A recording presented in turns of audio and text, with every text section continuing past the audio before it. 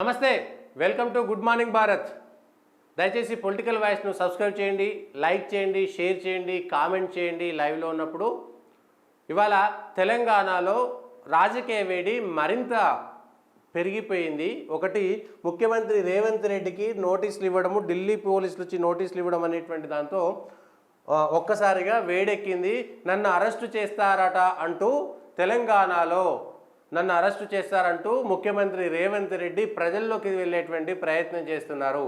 అసలు ఏం జరిగింది?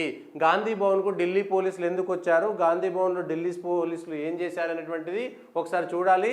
తెలంగాణకు సంబంధించి ఒకటైనా ఢిల్లీకి రండి, Amit Shah deep fake video కేసులో సీఎం రేవంత్కు ఢిల్లీ పోలీసుల సమన్లు, ఉపయోగించిన ఫోన్లు, ఎలక్ట్రానిక్ ఉపకరణాలను తీసుకురావాలని సూచన. నోటీసులకు భయపడేది లేదు. రేవన్న కేసు నుంచి మళ్లించడానికే టీపీసీసీ 15 రోజుల సమయం కోరినాం. రేవంత్ను కోర్టుకు ఈడుస్తామనేటువంటిది కిషన్ రెడ్డి. మొన్న మెదక్ లోక్సభ నియోజకవర్గంలో సిద్దిపేట జిల్లా head quarter, Siddipet assembly head క్వార్టర్లో పబ్లిక్ మీటింగ్ జరిగితే దానికి కేంద్ర హోంశాఖ మంత్రి అమిత్ షా ముఖ్య అతిథిగా వచ్చి మాట్లాడారు. మాట్లాడింది కూడా 9-10 నిమిషాల కంటే ఎక్కువ మాట్లాడలేదు. 7-8 నిమిషాల్లో కాశ్మీరు మిగిలిన అంశాలు చేశారు. తెలంగాణలో సెప్టెంబర్ 17 ప్రస్తావన తీసుకొచ్చారు. కాంగ్రెస్ బీఆర్ఎస్ ఒకటైనటువంటి విషయం చెప్పారు. ఇక చాలా స్పష్టంగా చెప్పినటువంటి అంశం ఏమిటంటే, తెలంగాణలో కాంగ్రెస్ టీఆర్ఎస్ ముస్లింలకు రిజర్వేషన్లు ఇచ్చినాయి. భారతీయ జనతా పార్టీ ముస్లిం రిజర్వేషన్లకు వ్యతిరేకము. ముస్లింలకు ఇచ్చినటువంటి 4% రిజర్వేషన్ను బీజేపీ తొలగిస్తుంది, ఎస్సీ ఎస్టీ బీసీలకు ఆ లబ్ధి చేకూరుస్తుంది అనేటువంటి మాట అమిత్ షా చెప్పారు. ఏది? సిద్దిపేటలో చెప్పారు. అయితే కాంగ్రెస్ పార్టీకి సంబంధించినటువంటి సోషల్ మీడియానా వాళ్ళ ఎవరో తెలియదులే కానీ కాంగ్రెస్ పార్టీ ఒక ఎడిటెడ్ వీడియో ఎడిటింగ్ చేసింది. ఎట్లా అంటే, ముస్లింలకు ఇస్తాను, ముస్లింలకు రిజర్వేషన్ రద్దు చేసి అది ఎస్సీ ఎస్టీలకు ఇస్తాననేటువంటి విషయంలో మధ్యలో ఒక బిట్ కట్ చేసి ఎస్సీ ఎస్టీ బీసీల రిజర్వేషన్లను రద్దు చేస్తా అన్నాడు అన్నట్టుగా దాన్ని ఎడిటింగ్ చేసి సోషల్ మీడియాలో ప్రచారం చేస్తున్నది. అయితే అది ఎక్కడ తయారైంది అనేటువంటి ఐపీ అడ్రస్లు అవన్నీ పట్టుకుంటే అది గాంధీ భవన్కు సంబంధించి కాంగ్రెస్ పార్టీకి సంబంధించినటువంటి సోషల్ మీడియా వాళ్ళు ఆ ఎడిటింగ్ చేశారు. డీప్ ఫేక్ అది.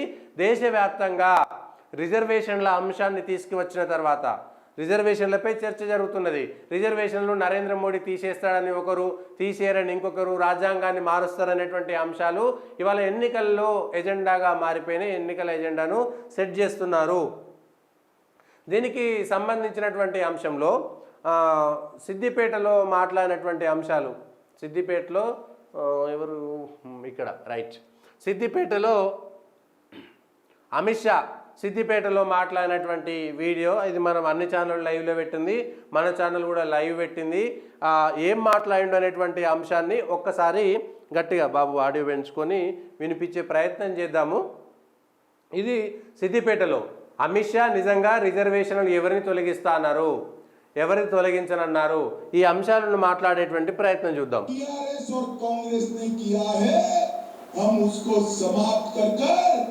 एससी, एसटी और ओबीसी का रिजर्वेशन करने का काम भारतीय जनता पार्टी करेगी, ये हमने तय है। भारतीय जनता पार्टी ने निर्णय किया है मरొక్కసారి कि मुस्लिम रिजर्वेशन जो यहाँ पर टीआरएस और कांग्रेस ने किया है, हम उसको समाप्त कर एससी, एसटी और ओबीसी का रिजर्वेशन करने का काम भारतीय जनता पार्टी करेगी, ये हमने तय किया। भाई और बहनों, మరొక్కసారి విందాం. मुस्लिम रिजर्वेशन का भारतीय जनता पार्टी ने निर्णय किया है कि मुस्लिम रिजर्वेशन जो यहाँ पर टीआरएस और कांग्रेस ने किया है, हम उसको समाप्त कर एससी, एसटी और ओबीसी का रिजर्वेशन करने का काम भारतीय जनता पार्टी करेगी, ये हमने तय किया। ఇది విషయం ఏమిటి? సిద్దిపేటలో జరిగినటువంటి విషయంలో, సిద్దిపేటలో జరిగినటువంటి పబ్లిక్ మీటింగ్లో అమిత్ షా చాలా స్పష్టంగా చెప్పినటువంటి అంశాన్ని మనం విన్నాము. ఇది మిగిలిన తర్వాత మన పొలిటికల్ వాయిస్ ఓపెన్ చేస్తే ఈ మీటింగ్ అంతా 8 నిమిషాల 40 సెకండ్లు మాట్లాడిందంతా కూడా. అమిత్ షా మాట్లాడింది సిద్దిపేటలో 8 నిమిషాల 40 సెకండ్లు.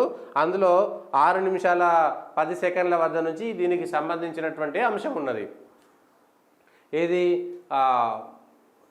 ఎస్సీ ఎస్టీ బీసీలకు సంబంధించినటువంటి అంశంలో.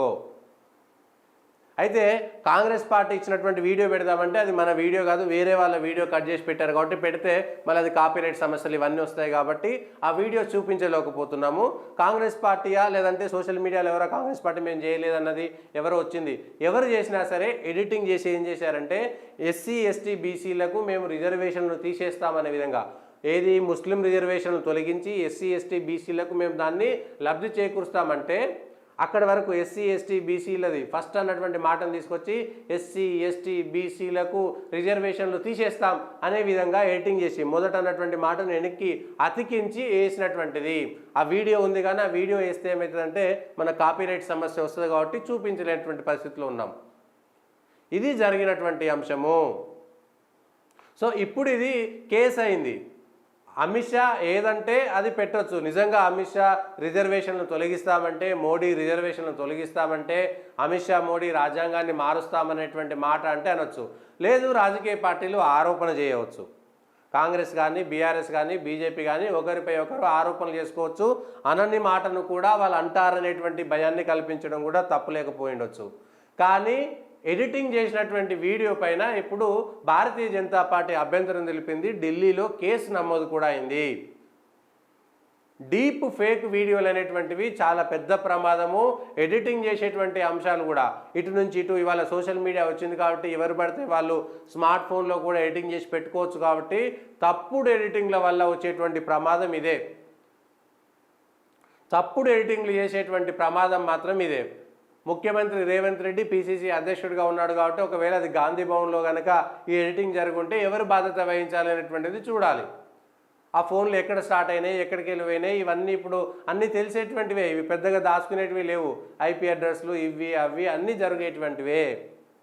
ఈ అంశాన్ని ఇప్పుడు తెలంగాణలో జాతీయ స్థాయిలో పూర్తి స్థాయిగా రాజకీయ వాతావరణాన్ని వేడెక్కించడానికి ఉపయోగించబడినటువంటి వీడియో ఇది. దీనికి సంబంధించినటువంటిదే ఇవాళ పెద్ద బ్యానర్ ఐటము, హెడ్లైన్ ఐటమ్ అయిపోయింది. రేవంత్ రెడ్డికి నోటీసులు ఇచ్చారు. గాంధీ భవన్కి ఢిల్లీ పోలీసులు వచ్చారు. ఇవాళ తెలంగాణ కాంగ్రెస్ పార్టీ పైన ఢిల్లీ పోలీసుల పెత్తనం అనేటువంటి రాజకీయం పోయింది. కానీ దాని వెనక జరిగినటువంటి తతంగం ఏమిటి అనేటువంటిది ఇది. కాంగ్రెస్ పార్టీ తప్పు చేస్తే కాంగ్రెస్ పార్టీ, బీజేపీ పార్టీ తప్పు చేస్తే బీజేపీ పార్టీ, ఆ రెండు పార్టీలను ప్రజలు తేలుస్తారు ఎన్నికల క్షేత్రంలో. లేదంటే పోలీసులు విచారణ చేసి ఎవరిది తప్పు ఎవరిది ఉప్పు అనేటువంటి నిజాలు చెప్తారు. ఏఐతో కాంగ్రెస్ కుట్ర, ఆర్టిఫిషియల్ ఇంటెలిజెన్స్ అనేటువంటిది ఎంత డేంజర్ అనేటువంటిది. సరే, ఇది ఒక్కటే కాదు, అంతకుముందు మనం ఒక సినిమా హీరోయిన్కి సంబంధించినటువంటి ఆర్టిఫిషియల్ ఇంటెలిజెన్స్ కూడా ఎంత దారుణంగా చేశారనేటువంటిది దేశవ్యాప్తంగా దుమారం రేగింది. ఇప్పుడు అదే కూడా జరుగుతుంది. మా ప్రసంగాలను వక్రీకరిస్తూ వీడియోలు, బీజేపీ నేరుగా ఢీకొనలేక కుతంత్రాలు, ఈసీ వీటిని తీవ్రంగా పరిగణించాలి, ప్రజలు జాగ్రత్తగా ఉండాలి, ఫిర్యాదు చేయాలి, ఎన్నికల ర్యాలీలో ప్రధాని మోడీ వ్యాఖ్యలు. ఈ ఆర్టిఫిషియల్ ఇంటెలిజెన్స్ వల్ల మనం అనని మాటలు కూడా మనం ఒక్కసారి వాయిస్ రికార్డ్ అయితే సేమ్ యాజ్ ఇట్ ఈస్గా ఉండేటువంటి వాయిస్ను ఆర్టిఫిషియల్ ఇంటెలిజెన్స్ ఇచ్చేస్తుంది. అప్పుడు ఏమవుతుంది, నేను మాట్లాడినట్టుగా ఉంటుంది. ఇప్పుడు నా వాయిస్ ఫర్ ఎగ్జాంపుల్ అనుకుంటే నేను మాట్లాడినట్టుగానే ఒక వాయిస్ వచ్చేస్తుంది. ఆ వాయిస్ నేను అనకూడని మాటలు, అనని మాటలన్నీ కూడా వచ్చేటువంటి అవకాశాలు ఉన్నాయి.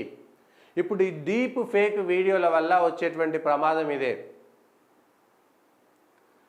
దీనివల్ల ఇప్పుడు కాంగ్రెస్ పార్టీ తెలంగాణలో ఇగో భారతీయ జనతా పార్టీ చేస్తున్నది, ఇవాళ మా సీఎంని అరెస్ట్ చేయాలనేటువంటి ప్రయత్నం చేస్తున్నది, మా గాంధీ భవన్కు ఢిల్లీ పోలీసులు వచ్చి నోటీసులు ఇస్తారా అనేటువంటిది జరిగింది. నిజంగా అది గాంధీ భవన్లో జరిగిందా? ఎందుకంటే సిద్దిపేటలో పబ్లిక్ మీటింగ్ జరిగింది కాబట్టి ఇక్కడ లోకల్గా ఉండేటువంటి కాంగ్రెస్ అనుబంధ సోషల్ మీడియా ఏదైనా చేసిందా అనేటువంటిది అనుమానం. అయితే వీళ్ళు వచ్చి కూడా ఏంటిది ఐపీ అడ్రస్లు, ఫోన్లు అవన్నీ కూడా కలిపి వచ్చేటువంటి అనేకమైనటువంటి ఉన్నాయి కాబట్టి వాళ్ళ లీగల్ నోటీసులు లీగల్ సెల్ రామచంద్రారెడ్డికి అందజేశారు. తర్వాత దానికి సంబంధించినటువంటి వీడియోలు కూడా ఎక్కడెక్కడ వచ్చినాయి ఏంటి అనేటువంటిది ఇప్పుడు నిరూపించుకోవాల్సినటువంటి అవసరం ఎవరిది? కాంగ్రెస్ పార్టీది. కాంగ్రెస్ పార్టీ మేము ఎడిటింగ్ చేయలేదు, యాస్టీస్గా ఒకవేళ ఈయన అమిత్ షా మాట్లాడినటువంటి మాటే మాట్లాడితే అమిత్ షా మాట్లాడినటువంటి మాటలు మనం చాలా స్పష్టంగా విన్నాం. ఇది అక్కడ నుంచి వచ్చినటువంటి లైవ్లో అమిత్ షా మాట్లాడినటువంటి మాటలు. సో ఈ అమిత్ షా మాటలకు సంబంధించి ఈ డీప్ ఫేక్ వీడియో, లేదంటే ఎడిటింగ్ చేసినటువంటి వీడియో, లేదంటే మార్ఫింగ్ చేసినటువంటి వీడియో, దీనివల్ల లాభం చేయకపోగా ఇగో వీళ్ళు తప్పులు చేస్తున్నారు అనేటువంటిది ఎస్టాబ్లిష్ అయ్యేటువంటి ప్రమాదం వచ్చిందా రాలేదా? ఈ ఎడిటింగ్ చేసినటువంటి దానివల్ల వచ్చినటువంటి నిజంగా కాంగ్రెస్ పార్టీ రాజకీయమైనటువంటి ఆరోపణలు చేస్తుంది. నరేంద్ర మోడీ మళ్ళా సర్కార్ వస్తే రాజ్యాంగాన్ని మారుస్తాడు అనేటువంటిది, రిజర్వేషన్లు ఎత్తేస్తాడు అనేటువంటి విషయాన్ని, అయితే దాన్ని ప్రజల్లోకి తీసుకెళ్లడానికి ఇది ఒక అంశంగా మలుచుకునేటువంటి ప్రయత్నం చేస్తే తిరిగి దెబ్బ కొట్టింది అది కాంగ్రెస్ పార్టీని. ఈ విషయంలో ఏ పార్టీ అయినా సరే వాళ్ళ సోషల్ మీడియా అది చేస్తే వచ్చేటువంటి ప్రమాదం ఇదే ఉంటుంది. ఎందుకంటే ఎక్కువ కాలం అది ఇబ్బంది పెడుతుంది. ఇప్పుడు రేపు పొద్దుగాల ఏది జరిగినా కూడా కాంగ్రెస్ మీద కూడా అవతల వాళ్ళు అట్లనే చేయొచ్చు కదా. డీప్ ఫేక్ వీడియోల వల్ల మాట్లాడిన మాటలు, అశ్లీల వీడియోలు అనేకం సృష్టించవచ్చు. దానివల్ల వచ్చినటువంటి లాభం ఏమిటి? ఈ విషయాలన్నీ కూడా గమనించాల్సింది ఉంటుంది. ఇవాళ తెలంగాణలో ఎన్నికల వేడి, కాంగ్రెస్కు బీజేపీకి మధ్య అనేకమైనటువంటి వాదోపవాదాలు జరుగుతున్నాయి, ఎన్కౌంటర్లు జరుగుతున్నాయి. ఒకరిపైన ఒకరు ఆరోపణలు ప్రత్యారోపణలు చేసుకుంటున్నారు. ఆ ఆరోపణ ప్రత్యారోపణ పక్కన పోయి అమిత్ షా అనని మాటలను అమిత్ షా అన్నట్టుగా చెప్పింది. ఎందుకంటే చాలా స్పష్టంగా అమిత్ షా మాట అనలేదని మనకు రుజువులతో సహా దొరికింది. మన ఛానల్లోనే ఇచ్చినటువంటి లైవ్ వీడియోలో మనం చూసినాం. ఏం చేయబోతుంది కాంగ్రెస్ పార్టీ? దీన్ని ఎన్నికల అస్త్రంగా మలుచుకుంటుందా? కాంగ్రెస్ను దెబ్బ కొట్టే ప్రయత్నం చేస్తుంది, మోడీ దెబ్బ కొట్టే ప్రయత్నం చేస్తుండు, దీని వెనక కేసీఆర్ ఉన్నాడు, దీని వెనక టీఆర్ఎస్ ఉండేటువంటి మాట ఏమన్నా చెప్పి ఎన్నికల్లోకి వెళ్ళేటువంటి ప్రమాదం ఉందా? లేదా కాంగ్రెసే తప్పు చేసింది అనేటువంటి అంశం ప్రజల్లోకి వెళ్తుందా తెలియదు.